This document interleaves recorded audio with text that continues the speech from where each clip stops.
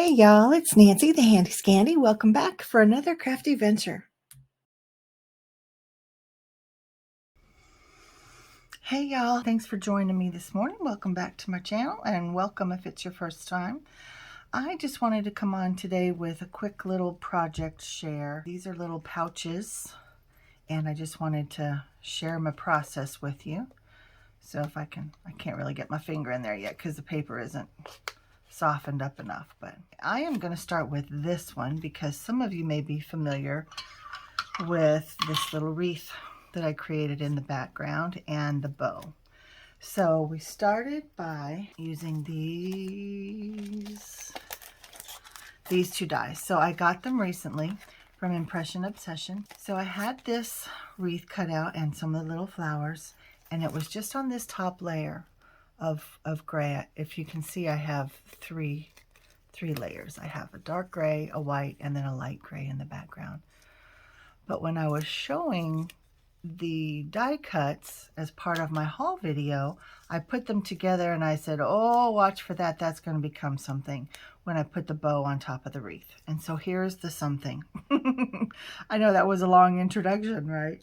But yeah, you can see that there's the light, the dark gray, and then back in the background, I can't really get to it to show you if you can't see it. There's a lighter gray in there.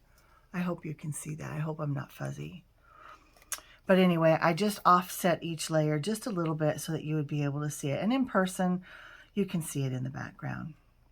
And then I, of course, used these dies, again, from Impression Obsession and our favorite Miss Anna White. And these are the primitive hearts, and then the primitive, the inlet, eyelet, inlet. Inlet is a body of water, right? The inlet. Yeah, okay. So the eyelet primitive hearts and then the primitive hearts.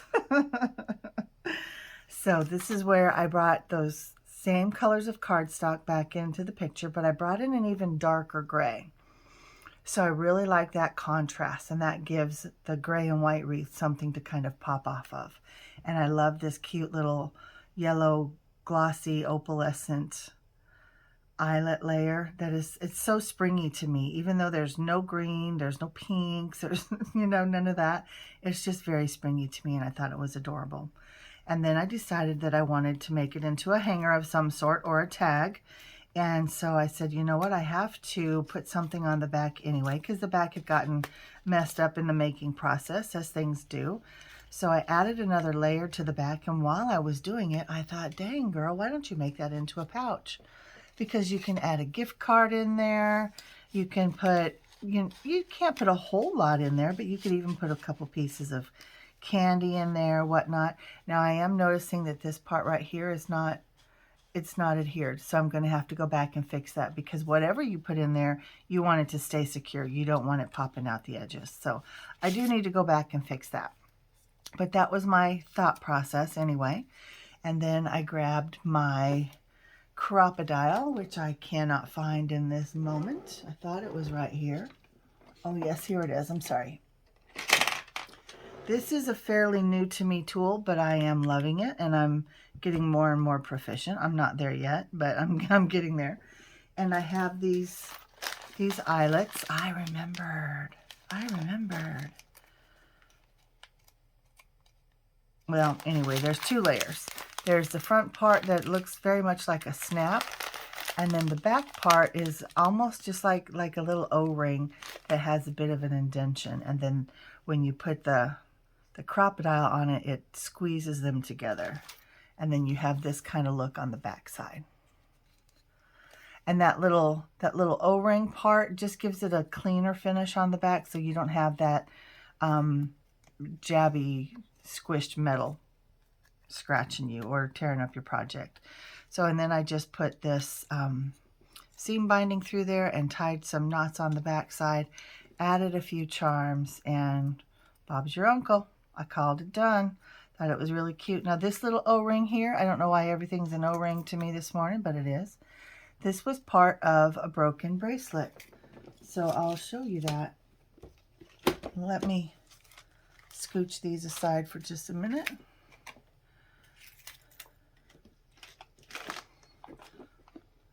So this little box has all kinds of different things in it for me, but it also has broken jewelry. And it has different beads from other broken jewelry and whatnot. So this particular broken piece was my favorite. It was my favorite bracelet. And I actually fell out the door one morning on my way to work, and I actually broke my foot. And in the course of that fall, I landed on my wrist, and my bracelet broke and went all over the carport.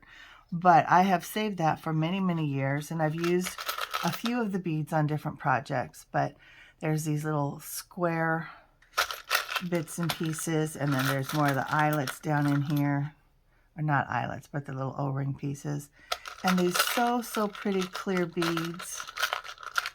If I can get them out. So pretty. I loved that bracelet. I could probably string it back into another one if I tried. But anyway, I just want to encourage you, keep your broken bits. You can use chains, you know, because when, like if we're making dangles or something, we only need a few links. So keep those chains. Get you a little pair of like jewelry pliers and whatnot. I actually encourage you to get 2 if you don't already have them. I'm not proficient at this, but I am beginning to learn and I'm enjoying it. And then I have these other beads in here that are from other projects as well. And just, you know, just different things. But here's another necklace. It has broken and I've fixed it too many times, but there's still plenty of usable parts there. So there's that. But I also want to show you, I've recently gone through my little jewelry bins, and I've pulled out bits and bobs that I no longer want or never did want or came to me from a different source. And I thought these might be good for something down the road, but also in terms of like cannibalizing your stuff. I don't like this, but I'm sure that could be fun on a project down the road, or maybe a dangle off the side of a journal or something. But this fishhook earring thing is still perfect. There's nothing wrong with that, as is this one. And this came from my sister. It's a pendant, and then these little bits, you were supposed to put like essential oil on them and stick them inside, and then whatever color your outfit was, the little disc would match. And then the essential oils would be instead of a perfume, but I never used it. It just wasn't my vibe. But it's really cool. I mean, it's really cool. And I don't know what I might use that for, but I'm sure I will use it. But there's lots of good stuff in here. I just need to sort through it, figure out if there's going to be a category or whatnot. See, here's a little chain bit. You know, these are perfect for the different things that we like to make. So anyway, rethink your broken jewelry. Don't throw it away. So let me set that back, and then we'll get back to my other make here. Alrighty, and now for this one. Same basic concept, different color scheme, different theme altogether. So I had pulled out a bunch of my red cardstock scraps, and I just really wanted to incorporate them into a make. And it's funny how red, white, and blue has become a winter theme as well. It's not just for 4th of July anymore. But I just stripped them up on a piece of cardstock and glued them down, and die cut it out with the same steel dies from Impression Obsession and Anna White, the primitive heart and then the eyelet primitive hearts. And then I did some ink blending just to grunge it up a little bit. And this adorable snowman is from this stamp set from Anna White.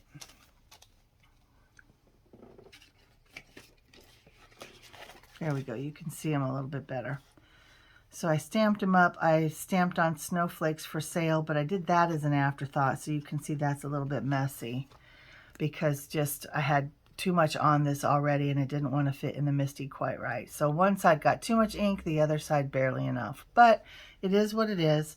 And then you can see it says snowflakes for sale, but these little bits actually look more like snowballs, don't they? I've used this souffle pen that I got a few weeks ago.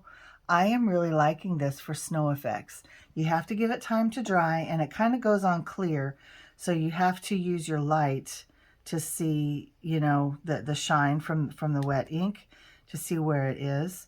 but just give it time to dry. Do a few at a time, give it time to dry, and you can see that I have several layers on there. And it's just super cute. It looks like a bucket of snow, and it's so cute. And then I added some glaze pen to his eyes, and then I went back and I added some souffle, which I'm not liking the souffle on his eyes. So let me see. While I've got you guys here with me, let me fix that and just add some glaze pen right over that souffle, because I like that look a lot better. Let's see if it'll work. Oh yeah, covers it up just perfect. Oh, that looks so much better. Doesn't that look better? I love that. But on this layer, I did not have any blue paper, and I have an extensive amount of paper. I went through almost all of it. I got tired of looking, to be fair. But I could not find anything that matched this. Now this, I painted him up with watercolors from my Arteza 36 half pan set and the Kuretake set. But this blue was just kind of a mix and match of different blues on my palette, and I couldn't find a paper to match it. So I took the paint and I painted up this piece of cardstock so that it would coordinate well, and then I die cut it. And then the back side is just a yellow, I'm still thinking about this one. The back side is just white, but I also left it open in the same way that I did the yellow one. So this could have, you know, you could put just, if you wanted to hang it as an ornament, or you could have this longer and it can hang from your door, or it can be wire. You know how Prim stuff has the rusty wire and the tendrils and like bells and things hanging off of it. You could do that. You could do any number of things. That would be really cute as a door hanger, and just put maybe some berries sticking out of it, or a little sprig of greenery, or candy canes. You could put a little gift card inside, any number of things again. But I'm just using this just to show you that it's a tight fit, right? And the edges on this one are sealed all the way around. But you could still fit something in there. It wouldn't be a lot, but it would definitely add to it with something flourishy coming out of the top. And then over here at the side, I used obviously this brown trim. It's not trim, it's twine. And then I took a piece of my seam binding, which I have so much of, I need to be using it more. And then I found these bits in my stash. There's a couple little rusty beads that were in the jewelry stuff that I showed you, and a rusty bell, and a couple of bulb pins. And then I have this little reindeer and the star, and it's just really cute hanging off the side. Did you hear the jingle bell? So those are the makes that I wanted to share with y'all this morning. I will be back with some others to share with you as well, but I just wanted to come on and share these. I thought they were really fun, and I know some of you were looking to see what I was going to do with that wreath and bow combo. And I have to say, I'm loving this bow. Loving the bow. And I'm not a bow girl. I'm a knot girl, right? Like I always tie knots. I don't tie bows. But this is really cute, and there's no work to it. You can tell I mashed it a little bit. Something was on it. But anyway, still adorable. And I thank you for spending time with me. And until next time, mwah, I'm out.